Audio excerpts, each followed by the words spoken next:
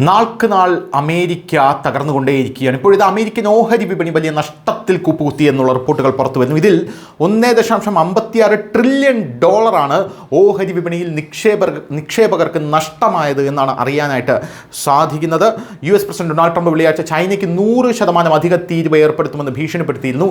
ഇത് US-ഉം ചൈനയും തമ്മിലുള്ള മറ്റൊരു വ്യാപാര യുദ്ധത്തെക്കുറിച്ചുള്ള ഭയം മൂലം US ഓഹരി വിപണികൾ വലിയ തകർച്ചയ്ക്ക് കാരണമായി എന്നാണ് അറിയാൻ സാധിക്കുന്നത്. അതുമാത്രമല്ല, ചൈന തങ്ങൾക്ക് 100% താരിഫ് ഏർപ്പെടുത്തുന്നതിൽ രോഷം പ്രകടിപ്പിച്ചിട്ടുമുണ്ട്. അമേരിക്കൻ ഓഹരി വിപണിയായിട്ടുള്ള S&P 500 2.71% ഇടിഞ്ഞത്.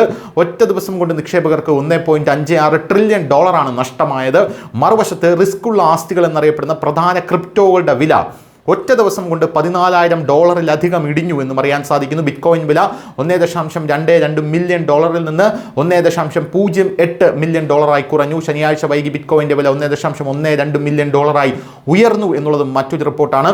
നിലവിലെ 30% താരിഫിന് പുറമെ ചൈനയ്ക്ക് 100% താരിഫ് ഏർപ്പെടുത്തുമെന്നും ചൈനയിലേക്കുള്ള സോഫ്റ്റ്വെയർ കയറ്റുമതി നിരോധിക്കുമെന്നും US പ്രസിഡന്റ് ഡൊണാൾഡ് ട്രംപ് ഭീഷണിപ്പെടുത്തിയതിനെ തുടർന്ന് വെള്ളിയാഴ്ച US ഓഹരി വിപണികൾ കുലുങ്ങി.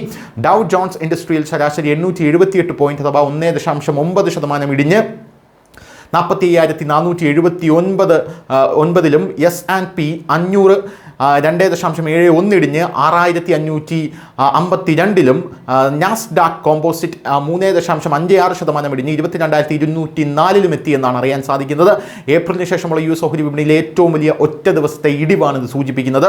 ഫാക്ട് സൈറ്റ് ഡാറ്റ പ്രകാരം US വിപണികൾ തകർന്നു. ഒറ്റ ദിവസം കൊണ്ട് $1.56 ട്രില്യൺ നഷ്ടപ്പെട്ടതിൽ അവിടെയുള്ള നിക്ഷേപകരടക്കം വലിയ രീതിയിൽ രോഷാകുലരാണ്.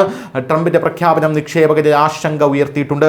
US-ഉം ചൈനയും തമ്മിലുള്ള വ്യാപാര യുദ്ധം വീണ്ടും ആരംഭിക്കുമോ എന്നാണ് ഇവർ ഭയപ്പെടുന്നത്. ഇരു രാജ്യങ്ങളും തമ്മിലുള്ള വ്യാപാര യുദ്ധം ആഗോള സമ്പദ് വ്യവസ്ഥയെ മുമ്പ് തന്നെ പിടിച്ചുലച്ചിട്ടുണ്ട് എന്നുള്ളത് മറ്റൊരു പ്രധാനപ്പെട്ട കാര്യമാണ്. News desk Malayalam.